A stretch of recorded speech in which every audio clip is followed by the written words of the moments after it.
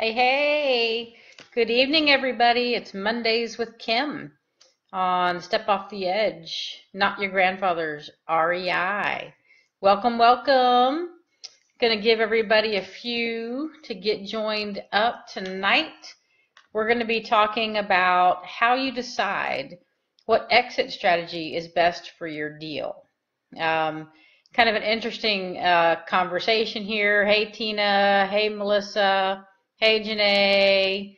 Thanks for liking it up.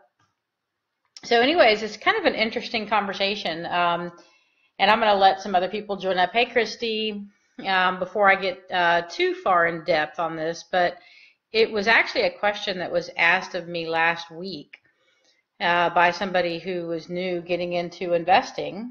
And I thought, wow, that's really a good topic to talk about.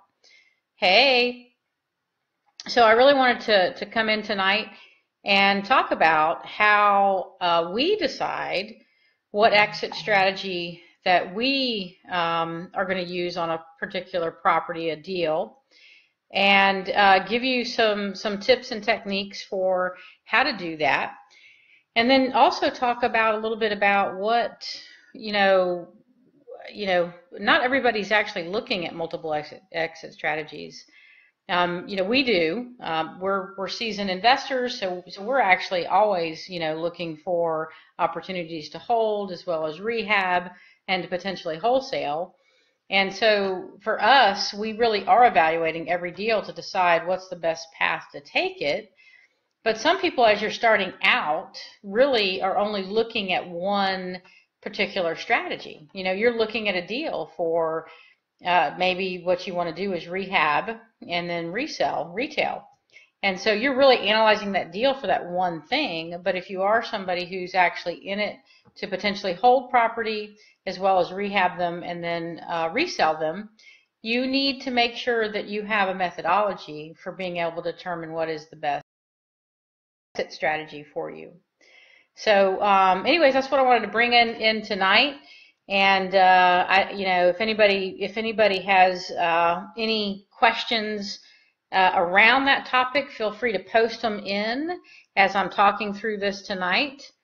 Actually, Tina, we don't have a Zoom call tonight. The Mondays that we do, it's just Facebook Live. Every other week, we're going to be doing a Tuesday night webinar, and that'll be via Zoom. Hi, Andre. So anyways, let's just kind of get started on this. So first of all, as far as what exit strategy to look at for a deal. So we actually, when we're evaluating, hey Janice, when we're evaluating our properties, we actually look at whether or not we want to hold them or whether or not we want to actually rehab them and resell them. And so when we're looking at these properties that come across our desks or the ones that we're marketing to find, we actually have two spreadsheets that we use, and we calculate the return on investment for each of these particular exit strategies. So everything we do when we're looking at this deal is we run it through these two different models. And then we also have some specific characteristics about what we want for these deals. So for instance, on a hold property, we want to be in a specific area. We might want to have specific bedrooms and bathrooms.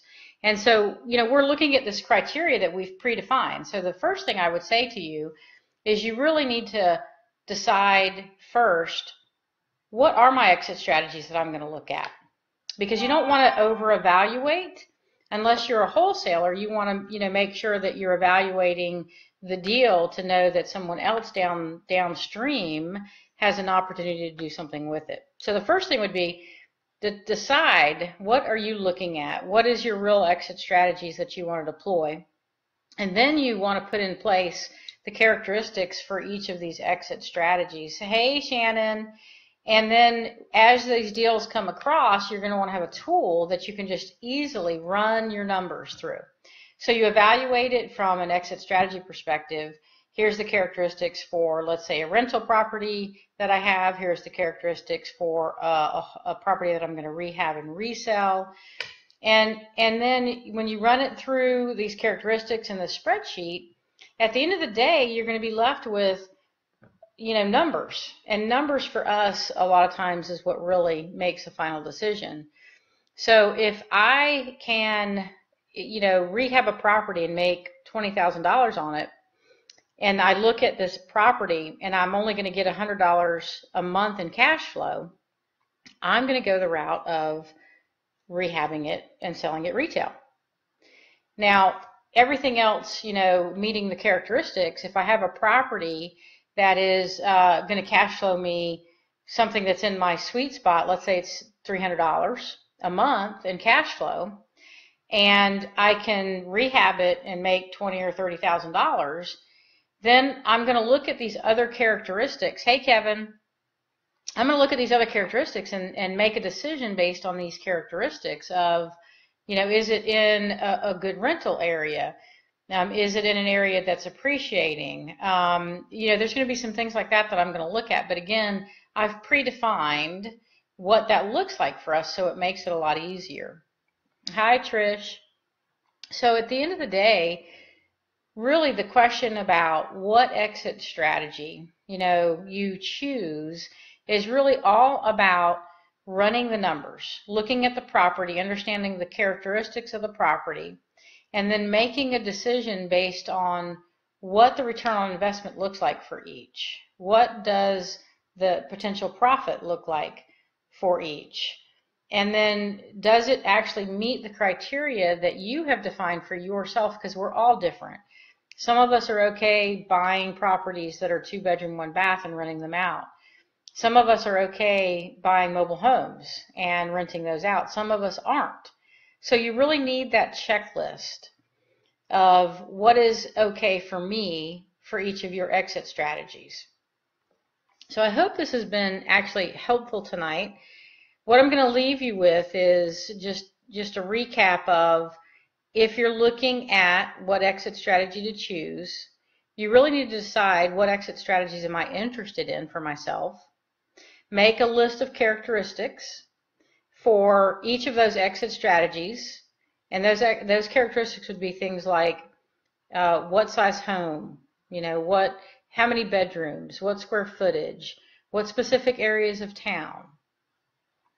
It could be what kind of construction the house is, like concrete block versus frame construction.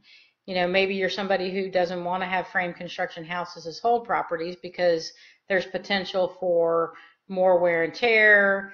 Personally, we like concrete block because, concrete block is concrete block. It's going to be pretty hard for that to be messed up or eaten up by termites. And so it's a lot easier on maintenance to own concrete block homes for the long haul, for a long-term period of time. So you want to build that list of characteristics.